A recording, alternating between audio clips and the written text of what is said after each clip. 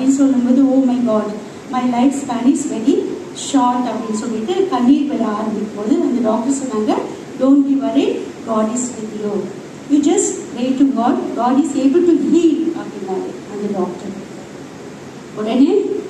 உடனே எல்லா diagnostics test எல்லாம் விடாமல் செஞ்சிருந்தோம். ஏன்னா 4th ஸ்டேஜ்ன்றது என்னன்னாக்கா ஓவரியில் கேன்சர் வந்து அது வந்து யூட்ரஸில் போயிட்டு யூட்ரஸில் கட்டியாக வளர்ந்து 1500 ml சேர்ந்து அது வெளியில் விட முடியாமல் லிம்ஃப் நோட்லாம் போயிட்டு ப்ளஸ் சிக்மாய்ட் கோலன் இதுலேயும் போயாச்சு.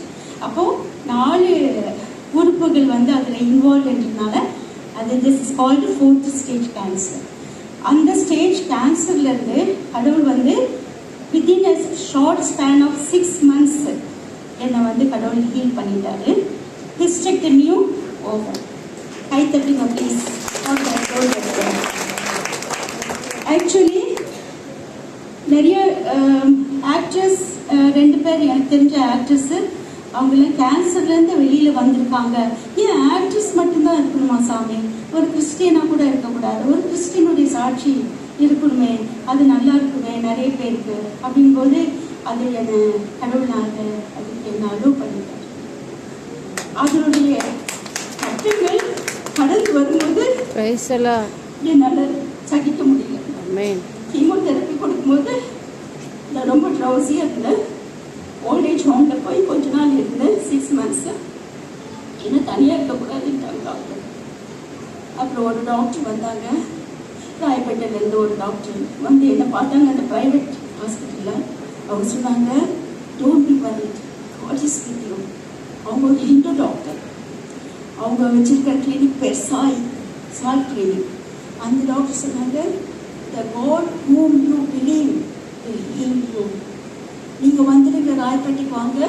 உங்களால் முடியலன்னா, ஏன்னா ஒவ்வொரு முறையும் கீமோதெரப்பி 60,000 70,000 ஆகும். 3 கீமோதெரப்பி தான் என் கையில் காசு இருந்துச்சு. நீங்கள் வந்துடுங்க, நாங்கள் ஹெல்ப் பண்ணுறோம். கரெக்டாக அந்த டாக்டர் சொன்னாங்க, இந்த கீமோதெரப்பியுடைய எல்லா மெடிசனுமே என்னுடைய பாடி ஏற்றுக்குச்சு, ரொம்ப சீக்கிரத்தில் உங்களுக்கு சுருங்கிடுச்சு கர்ப்பப்பை அப்படின்ட்டு ஹிஸ்டெக்டமி பண்ணிட்டாங்க. இப்போ last time also I went and took the blood test. Blood கவுண்ட்லாம் கொஞ்சம் லோவாக இருந்தாலும் நீங்கள் கண்டிப்பாக உங்கள் ஹோப்பை விடாதீங்க.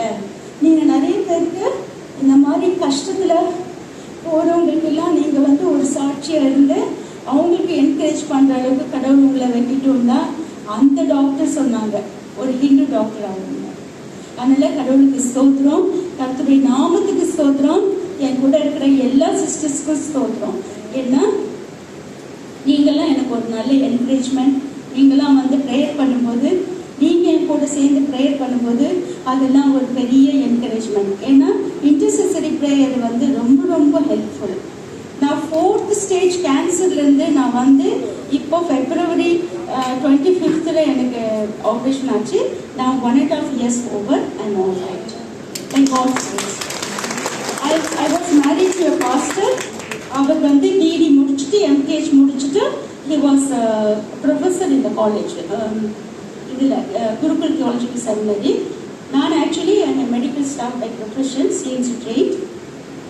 அதுக்கப்புறமா ஃபாரினில் நம்ம ஒர்க் பண்ணிட்டு வந்து நானும் டிடி படிக்கிறேன், கடவுளுக்காக நான் டிடி படிப்பேன் அப்படின்ட்டு நான் என்னுடைய மினிஸ்ட்ரிக்காக, கடவுளுடைய மினிஸ்ட்ரிக்காக என்னை ஒப்படைச்சு நான் டிடி அண்ட் MKH முடிச்சுட்டு I was also a professor in Bible college.